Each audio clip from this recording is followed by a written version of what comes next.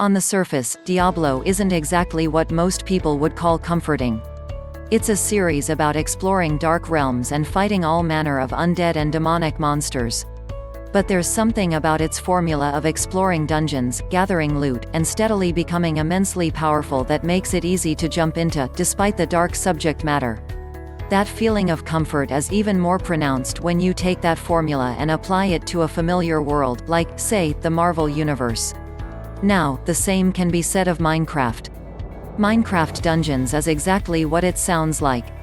It takes the best-selling series, strips away its two most iconic features, mining and crafting, and replaces them with a light, charming experience that's perhaps the most approachable Diablo-like game yet made. Just like its inspiration, the story, a fairly standard evil as invading the realm tale, isn't really important here.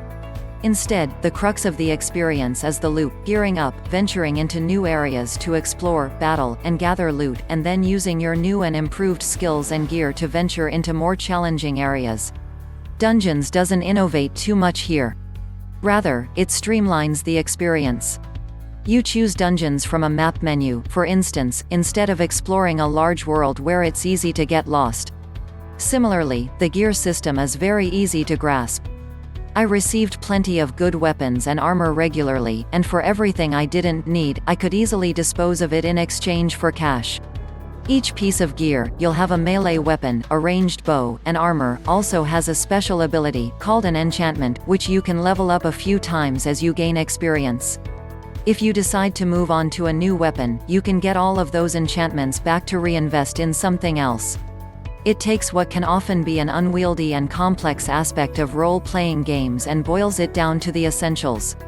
At the same time, it gives you plenty of freedom to experiment. The same could be said of the combat. Minecraft Dungeons is very much a hack-and-slash game. You'll spend lots of time wailing on zombies with your sword and clearing away skeletons with well-placed arrows. But there's just enough here to make it interesting, like special abilities that let you do things like sprint and leave a trail of fire in your wake or use an explosive firework in place of an arrow. You can only have a few of these at a time, so it's never really overwhelming, but they add enough strategy to keep things interesting. Despite this simplicity, the game still has the core elements most people expect from the genre, like interesting areas to explore, huge bosses to take down, and inventive abilities to play around with. One of the best features is a scaling difficulty, where you can choose how hard you want the action to be before you hop into a dungeon. What really makes it work, though, are the Minecraft trappings. Dungeons is a new way to explore an incredibly familiar setting. Yes, the gameplay is vastly different from the original, but there's something satisfying about charging into a crowd of creepers while swinging a blocky sword and firing magic spells. It helps that the world is lovingly rendered and incredibly charming, from the beautiful landscapes, I especially love the desert areas, to the wonderful soundtrack. Even when you're surrounded by pools of lava or giant gelatinous cubes, there's something about the Minecraft aesthetic that makes it all very light and playful. Even the puzzles can be funny, like the dungeon keys that will run away when you're attacked. The most apt way to describe Minecraft Dungeons is comfort food. It takes two things many players probably already know well, mashes them together into a surprisingly cohesive whole, and then streamlines the experience so that almost anyone can pick it up and have some fun. It's not especially deep or innovative. For the most part, it doesn't do things that haven't been seen before, but in the case of Minecraft Dungeons, that's its biggest strength.